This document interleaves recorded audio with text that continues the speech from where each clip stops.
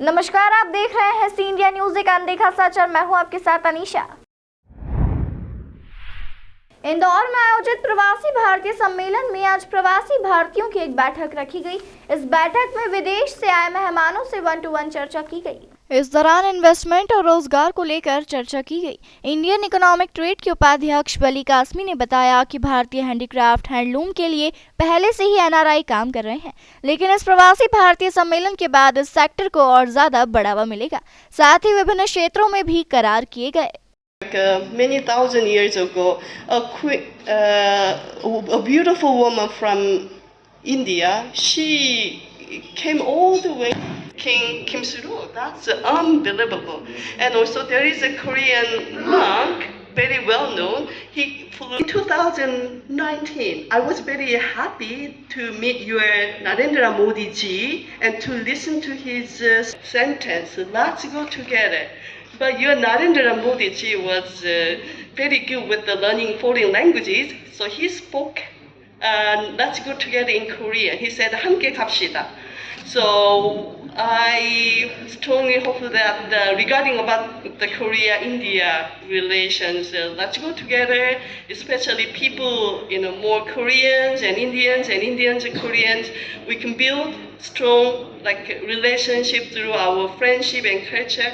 रविंद्र जैन, मैं इंदौर से ही हूँ और global organisation of people of Indian origin Myanmar का प्रेसिडेंट हूँ और India Myanmar chamber of commerce का प्रेसिडेंट हूँ। कल मैं यहाँ एक स्पीच दिया था, मैंने मिस्टर शिव खेरा और हमारी जो विदेश मंत्री हैं मिस मीनाक्षी लेखी और लॉर्ड राणा दलजीत सिंह राणा जो लंदन में हैं, और कल का प्रोग्राम बहुत अच्छा था। और आज भी मैं 3 से 4 बजे एक और प्रोग्राम है, उसमें हम आसियान कंट्री में कैसे बिजनेस बढ़े उसके बारे में बात करने वाला हूं। तो ये मेरे लिए बहुत बड़ी बात है कि अपने शहर में इतने बड़े प्लेटफॉर्म पे बात करें। और इसके अलावा मैं आप लोगों का न्यूज़ बहुत सारे लोग देखने वाले हैं। हम लोगों ने इंदौरियों ने बहुत अच्छी कोशिश की प्रवासी भारतीय दिवस में, लेकिन कल जो थोड़ा सा मिसमैच हुआ है उसके लिए हम लोग सॉरी बोलते हैं इंदौर की तरफ से, बिकॉज मैं इंदौरी हूँ। और हम कोशिश करेंगे कि अगली बार जब हम और भी कोई प्रोग्राम करें तो वो बहुत अच्छा हो। आपका नाम बिजनेस किस तरह बढ़े जिसका आप बोल रहे हो? हाँ जी, हाँ, उसका ऐसा है कि जितना भी जब भी प्रवासी भारतीय दिवस किसी भी सिटी में होता है तो कम से कम 15 से 20% बिजनेस बढ़ता है। अभी यहाँ बहुत सारे लोग प्रॉपर्टी में पैसे लगाएंगे, बहुत सारे लोग नए इन्वेस्टमेंट करेंगे, उसलिए बिजनेस बढ़ेगा। और जैसे आपका मीडिया है, पूरा दुनिया भर का मीडिया दिखा रहा है, इसके पहले हमारे यहाँ म्यांमार में भी बहुत सारे लोग इंदौर को नहीं जानते थे, अब उन्हें पता चला इंदौर सबसे क्लीन सिटी है, तो वो लोग यहाँ हर तरह का बिजनेस बढ़ेगा मेरे। और ये अभी तक का रिकॉर्ड है, इंदौर के साथ पहली बार नहीं होने वाला। जहाँ भी प्रवासी दिवस, इन्वेस्टमेंट समिट, इस तरह के प्रोग्राम होते हैं तो हर जगह बिजनेस बढ़ता ही है, वो इंदौर के साथ भी होगा। तो ये सब हम लोगों के लिए बहुत अच्छा है। और अपना जिन लोगों को भी अगर फ्यूचर के लिए पैसा लगाना है तो आप इंदौर में लगाइए। इंदौर एक ऐसी जगह है, एक तो ये मध्य प्रदेश की कमर्शियल कैपिटल है, दूसरा ये मेट्रो के मज़े, विदाउट मेट्रो के दर्द नहीं देती है बट मेट्रो के मज़े देती है। तो आप इधर आइए और इन्वेस्ट करिए। धन्यवाद। हाँ, मेरा नाम रविंद्र जैन है और मैं इंदौर से ही हूँ, बट लेकिन करेंटली मैं म्यांमार में रहता हूँ। जी, आज ये है एनआरआई काउंसिल का इवेंट है, जहाँ पे काफ़ी सारे हमारे एनआरआई के दोस्त हैं जो वहाँ पे आए हैं।